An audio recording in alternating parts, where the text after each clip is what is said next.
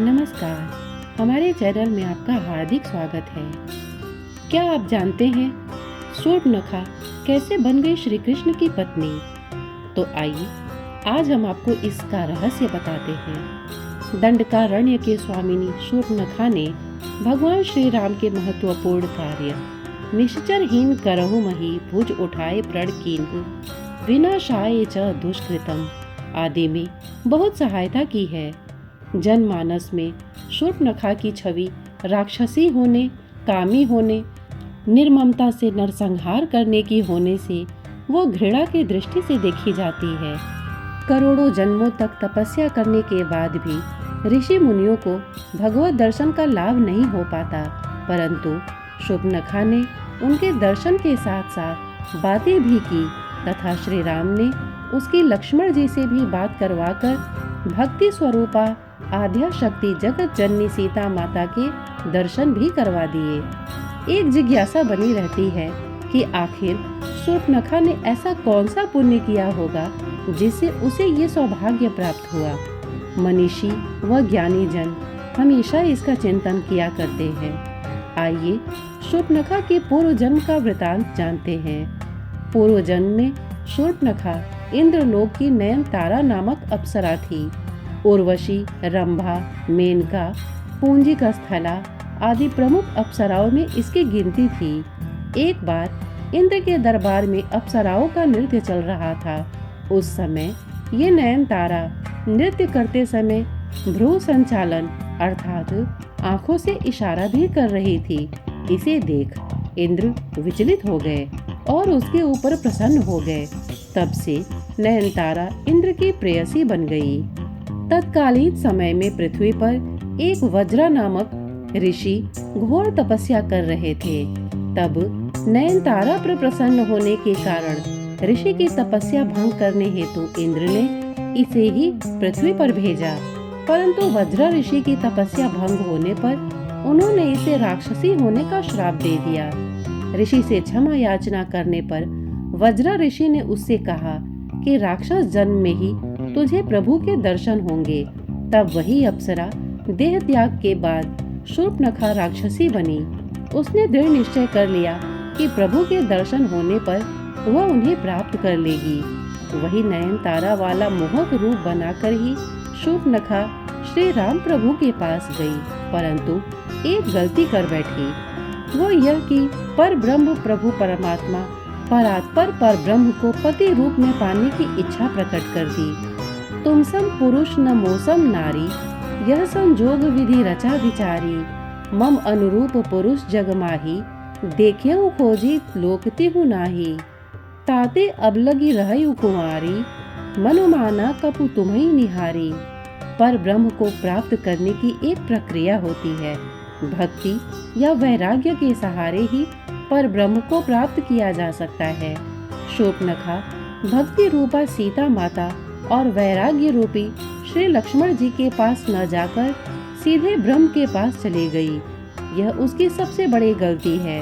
वह तो सीधे श्री राम की पत्नी बनकर भक्ति को ही अलग कर देना चाहती थी।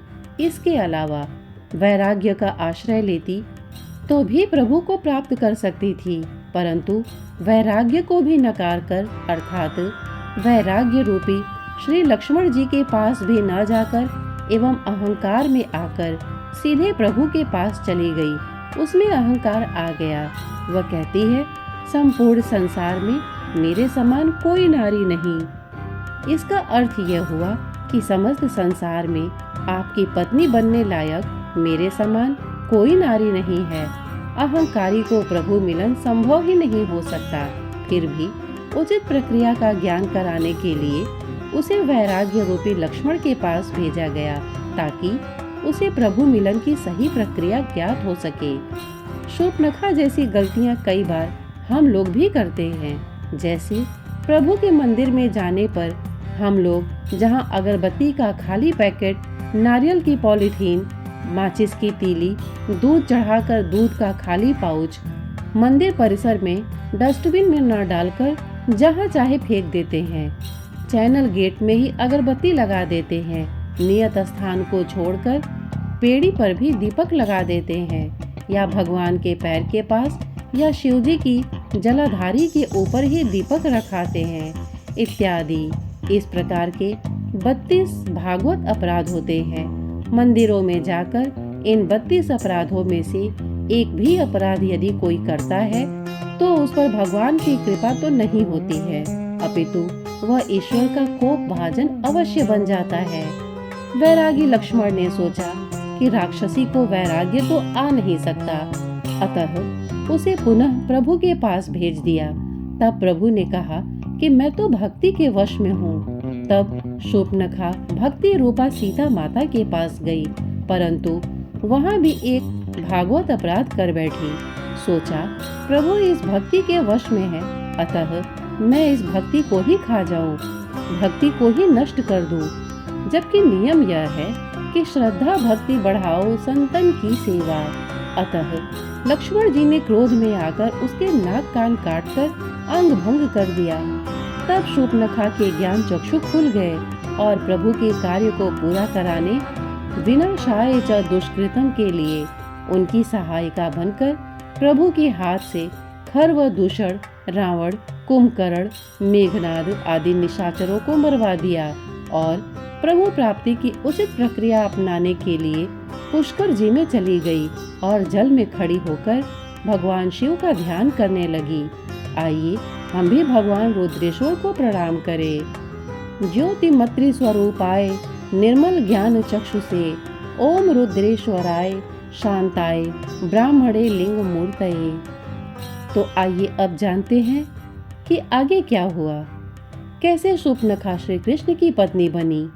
10,000 वर्ष बाद भगवान शिव ने शूर्पणखा को दर्शन दिए और वर प्रदान किया कि 28वें द्वापर युग में जब श्री राम कृष्ण अवतार लेंगे तब कुब्जा के रूप में तुम्हें कृष्ण से पति सुख की प्राप्ति होगी।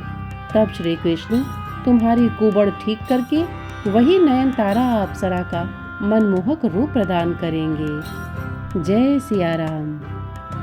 श्रोतागण, इतने धैर्य से इसे सुनने के लिए आपने अपना बहुमूल्य समय दिया, इसके लिए आपका बहुत बहुत धन्यवाद।